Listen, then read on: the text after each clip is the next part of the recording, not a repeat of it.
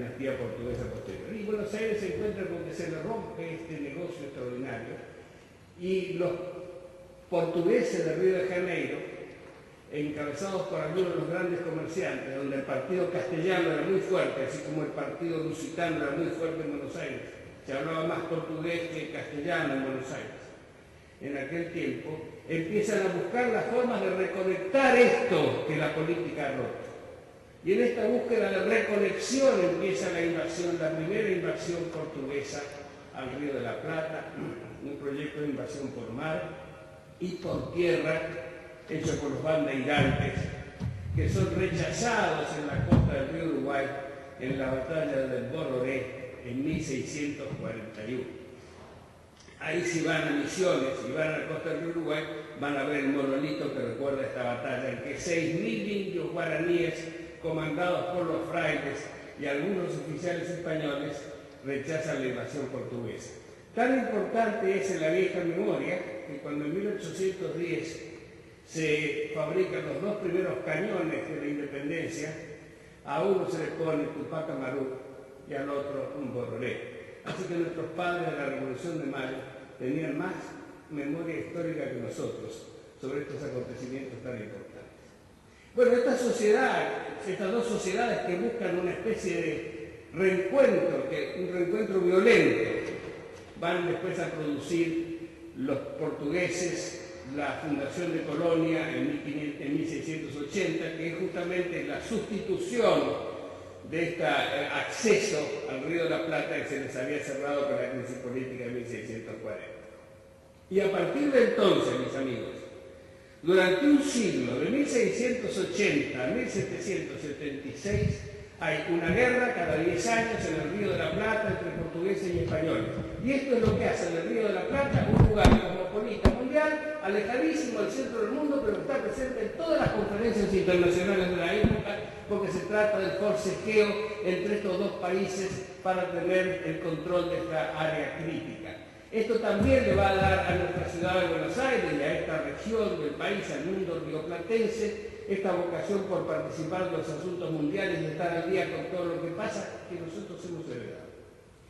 Entonces, esta situación de conflicto va a tener una culminación al final del siglo XVIII. Hay dos grandes personajes que los voy a citar para no fatigarlos, que son los grandes fundadores de las sociedades ilustradas, vale decir las sociedades modernas en los respectivos países. El Brasil había sido en realidad una unidad del norte del actual Brasil, porque era la productora de azúcar. Por allá, por 1590, 1600, el Brasil era el primer productor mundial de azúcar, que se exportaba a Europa. Si calculan desde la frontera norte de Brasil, desde la punta norte de Brasil, de Recife por allá a Europa, el tramo es bastante corto. De modo que el Brasil importante era aquel es el que le disputaron los holandeses a Portugal, aquel es el que era el centro del mundo. Lo demás era accesorio. ¿Y acá qué pasaba? Nosotros éramos nada. Lo importante estaba en Salta, en Potosí, en Charcas. De modo que esta zona era una zona vacía, que de ahí iban a llenar las dos sociedades por los cambios que se iban a producir sucesivamente. Y aparecen entonces, con los cambios económicos, el descubrimiento del oro en Brasil en 1696, que además de producir a la corona portuguesa una gran riqueza, permite a la región pampeana abastecer de mulares y de ganados a ese nuevo polo extraordinario de dinámica económica, que es la zona, la bellísima ciudad de Ouro Preto, que algunos de ustedes habrán visitado y que si no tienen que hacerlo sin falta, porque es uno de los monumentos coloniales más bellos de América del Sur. En esta zona se produce todo este proceso y hay un gran estadista portugués que comprende la importancia de esta región, que es el Marqués de Pombal, primer ministro del rey de Portugal de 1750 a 1776 aproximadamente, y que funda el Brasil moderno, impone el portugués como idioma obligatorio. Nosotros habíamos nacido con el castellano como idioma obligatorio, en las colonias portuguesas no, se hablaba tupí guaraní. Expulsa a los jesuitas también para consolidar la unidad de la identidad, la unidad nacional, lo mismo que hacen los reyes españoles. y le da un gran impulso al sur del Brasil y le da la gran directiva: vamos al sur. El único virreinato que había habido en el Brasil había estado con sede en Bahía, en la época de los reyes españoles, y el nuevo virreinato se funda en Río en 1763 o 64, o 67, no me acuerdo, por ahí, 63, 64. Entonces, esta ciudad de Río aparece ahora adquiriendo la categoría de una capital imperial. Y 12 años después, el otro gran creador de pensamiento liberal e ilustrado, que es nuestro rey Carlos III, crea el Virreinato del Río de la Plata en 1776, en cabeza primero de Ceballos y después de Vértiz. Fíjense que en 12 años se crean estos dos polos. Estos dos polos constituyen el eje de la modernidad de América del Sur hasta hoy. Estos actos lejanos de aquellos personajes que no tenían la posibilidad de entrever los resultados de lo que estaban haciendo, sin embargo nos estaban dando la matriz de nuestro crecimiento. Crecimiento del sur del Brasil y del este de la Argentina. Se encontraban estas dos regiones vacías. Se creaba un eje de carro atlántico. El virreinato del Río de la Plata va a ser el único virreinato español que tiene capital sobre el Atlántico,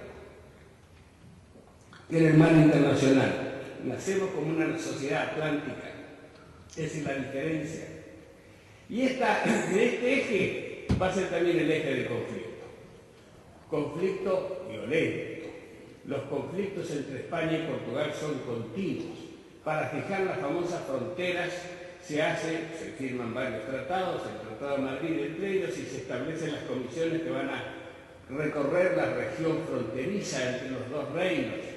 En esa comisión vienen personajes importantísimos para nosotros, como Félix de Azara, como Alvear Padre, como Lavardén, como tantos personajes que van después a constituir el núcleo del pensamiento liberal y científico y tecnológico. A propósito, se ha publicado hace poco un librito muy lindo que se llama La ciencia de la Revolución de Mayo, la ciencia de Mayo, de Azúa, un historiador de la ciencia contemporánea, que muestra cuán rica era la actividad científica en el momento de la Revolución de Mayo.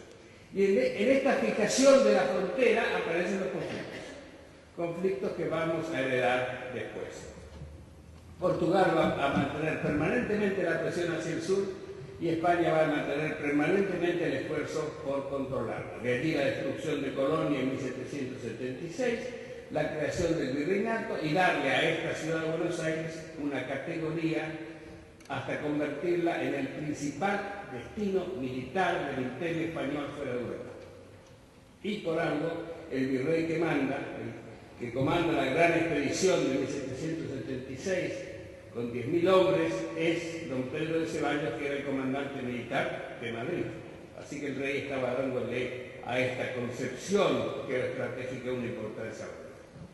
Bueno, en 1808, ahí vamos a tener otro momento de coincidencias históricas, la corte portuguesa se traslada de Lisboa a Río de Janeiro. Pero cuando decimos esto, a veces los argentinos creemos que se trasladó el rey con los bufones y algunos de los mucamos. 12.000 personas trasladó la flota inglesa, que era la que hacía el traslado de la corte portuguesa. Así que venía la familia real, todos los científicos, todos los técnicos, los artistas, los principales pensadores políticos, la mayoría de los oficiales de los ejércitos portugueses se instalan en el Río de Janeiro. Ninguna otra nación latinoamericana recibió esta inyección de modernidad que significa instalar un gobierno europeo, el Río de Janeiro. Entonces estamos acá frente a una situación de desequilibrio estratégico. Y pocos años después, 2 años después, Buenos Aires, que ya había hecho la extraordinaria tarea de derrotar a la potencia de la época, que era Inglaterra, hace la Revolución de Mayo e inicia el gobierno autonómico. Ahora, imagínense, colóquense en aquel 1810, con estos portugueses tan fortalecidos a las puertas de Buenos Aires,